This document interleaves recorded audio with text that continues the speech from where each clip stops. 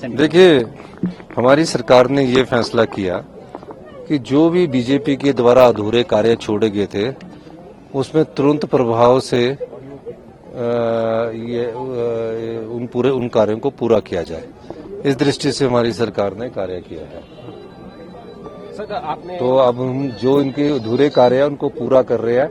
ये तो फटाफट इन्होंने क्या किया कि शिलान्यास किए, उद्घाटन किए, आधी अधूरी बिल्डिंगें रख दी। हम उसको पहले बजट में एलोकेट करके उनको पूरा कर रहे हैं और नई बिल्डिंगों का शिलान्यास हम 30% पैसा डिपॉजिट होने के बाद कर रहे हैं। सर, आपने बड़ी बात अपने संबोधन में कही कि जो समर्थ है उनको मुफ्त कुछ नहीं मिलेगा। जब आप दे सकते गांव का व्यक्ति नहीं, मैंने ये कहा कि जो सामर्थ है, जो देने के काबिल है और जो देना चाहता है वो अपनी मर्जी से भी उनको छोड़ना चाहिए।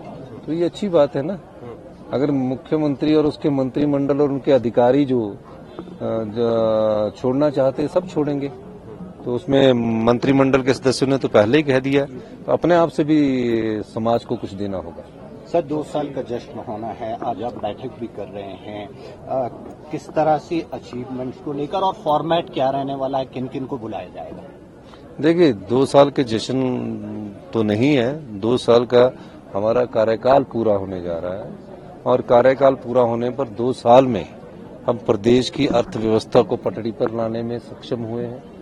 2 साल में हमने कई विभागों में व्यवस्था परिवर्तन किया है और कई बार कहा है हमने कि हम सत्ता में सत्ता सुख के लिए नहीं आए हैं, व्यवस्था परिवर्तन करने के लिए आए हैं। इसलिए फैसले लेते हैं।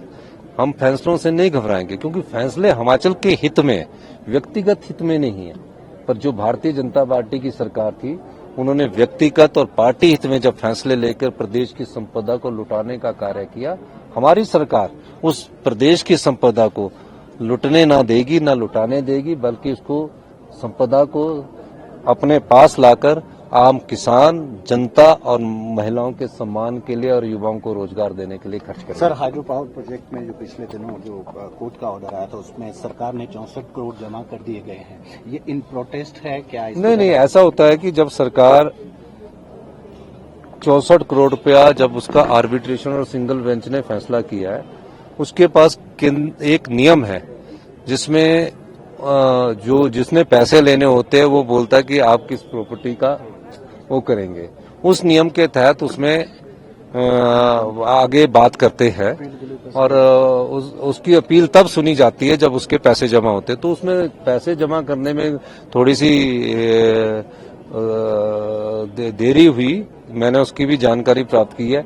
ऐसे ही एक देखो राजस्थान गवर्नमेंट है, उनका बीकानेर हाउस करने के लिए कुड़क कर दिया गया। तो ये व्यवस्था ऐसी है, तो इसमें कोई ज्यादा इसको सीरियस लेने की जरूरत नहीं है। और सब लोग जो वकील होते हैं वो भी जानते हैं कि ये एक व्यवस्था है, क्योंकि जब हमने अदानी के 280 करोड़ रुपए जमा किए थे उस समय भी हमारे खिलाफ फैसला आ गया था। हमने उसको भी जीता है और इसको भी हम जीतेंगे। तो मेरा कहने का मतलब है कि जो प्रदेश की संपदा को लुटा दिया जाता है कि इनको दे दिया जाए, वो हमारी सरकार नहीं करने वाली। आखिर में सर, महाराष्ट्र जो चुनाव के नतीजे आए हैं, कर्नाटका के जो होम मिनिस्टर हैं वो कह रहे हैं ईवीएम भी इसमें रिस्पॉन्सिबल है। दूसरा, पहली बार 6 दशक में लीडर ऑफ ऑपोजिशन नहीं होगा क्योंकि 28 का आंकड़ा कोई भी पार्टी पूरा नहीं कर पाई। देखो, लोकतंत्र में ये सब चलता है। भारतीय जनता पार्टी 2 MP हुआ करती थी, उसके बाद चलता है। और तीसरी बात यह है कि जब किसी पर शक होता है, जब जो ईवीएम बनाने वाले उन्होंने बंद कर दी, तो एक बार जनता की मांग को रखते हुए बैलेट पेपर पर हो जाए, कोई फर्क नहीं। शक सुबह दूर करना ना। अब टेक्नोलॉजी तो कोई भी है, किसी भी टेक्नोलॉजी को हैक किया जा सकता है। वो तो जो टेक्नोलॉजी के ज्ञाता है एलन मस्क, उसने भी बोला है। तो अगर शक दूर करना हो तो एक बार हिंदुस्तान में बैलेट पेपर पर भी चुनाव हो जाए तो शक भी दूर हो जाए। अगर आप ये वीडियो YouTube पर देख रहे हैं तो हमारे चैनल को सब्सक्राइब करें और बेल आइकन को दबाना ना भूलें। अगर आप Facebook पर ये वीडियो देख रहे हैं तो हमारे पेज को लाइक करें।